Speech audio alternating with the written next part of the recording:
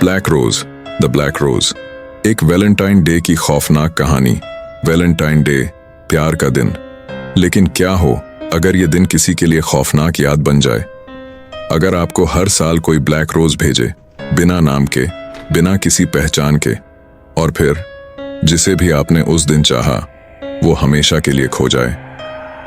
क्या ये सिर्फ एक इत्तेफाक है या इसके पीछे कोई खौफनाक रहस्य छुपा है? नेहा दिल्ली की एक कॉलेज स्टूडेंट थी। वह जिंदगी को खुलकर जीने वाली लड़की थी, जिसे किसी भी चीज से डर नहीं लगता था।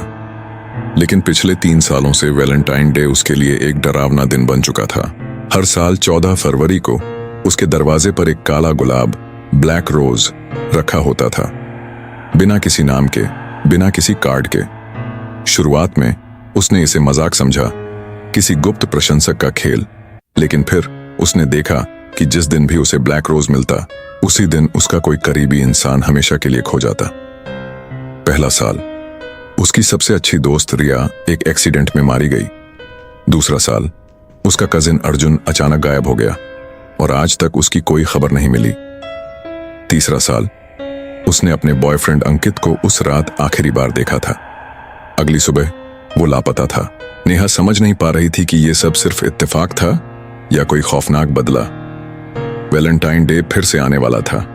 इस बार नेहा ने ठान लिया कि वो इस ब्लैक रोज की सच्चाई जानकर रहेगी। 13 फरवरी की रात उसने अपने घर के बाहर सीसीटीवी कैमरा लगाया। वह पूरी रात जागती रही, लेकिन सुबह जब दरवाजा खोला तो वहां फिर से एक काला गुलाब रखा था। नेहा का दिल जोर जोर से धड़कने लगा। उसने तुरंत सीसीटीवी फुटेज चेक किया, लेकिन कैमरे में कुछ भी अजीब नहीं दिखा। बस एक धुंधली परछाई जो उसके दरवाजे तक आई और अचानक गायब हो गई। ये कैसे हो सकता है? नेहा बुदबुदाई। वो गुलाब उठाने ही वाली थी कि उसकी मां ने उसका हाथ पकड़ लिया। मत छू इसे नेहा। मां के चेहरे पर डर साफ झलक रहा था। नेहा चौंक गई। मां, आपको कैसे पता कि यह खतरनाक है? मां ने धीरे से कहा, क्योंकि ऐसा पहले भी हो चुका है। मां ने बताया कि 25 साल पहले एक लड़की रागिनी दिल्ली यूनिवर्सिटी में पढ़ती थी। वह बहुत खूबसूरत थी और कई लड़कों की चाहत थी, लेकिन उसकी जिंदगी में सिर्फ एक ही इंसान था, अजय। अजय ने उसे वैलेंटाइन डे पर प्रपोज किया था, लेकिन रागिनी ने मना कर दिया। गुस्से में आकर अजय ने उसे मार डाला और उसकी बॉडी को जंगल में फेंक दिया। लेकिन जब पुलिस जंगल पहुंची तो वहां सिर्फ रागिनी का शव नहीं था, बल्कि एक काला गुलाब भी पड़ा था।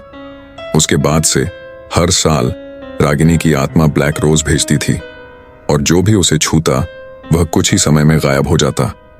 नेहा की रूह कांप गई। लेकिन मां, ये मुझ तक क्यों आ रहा है? मां ने धीरे से कहा, क्योंकि तुम अजय की बेटी हो। नेहा का दिमाग सुन्न पड़ गया।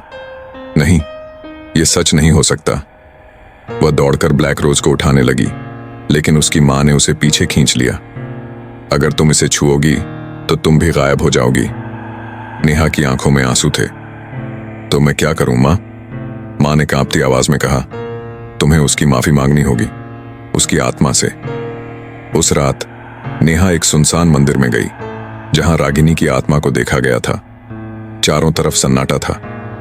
अचानक ठंडी हवा का झोंका आया और सामने एक सफेद साड़ी में लिपटी लड़की खड़ी थी।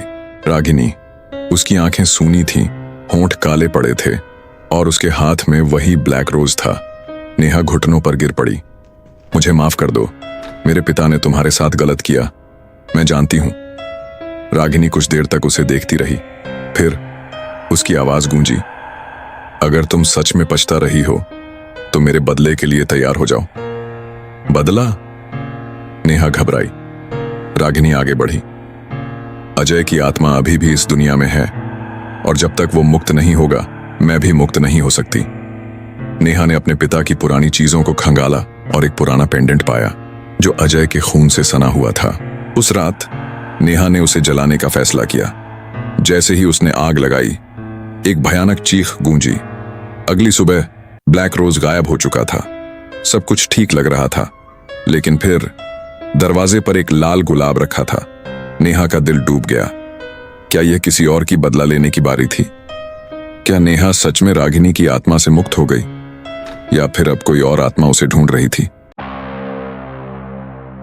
Subscribe Fear Fuse for more.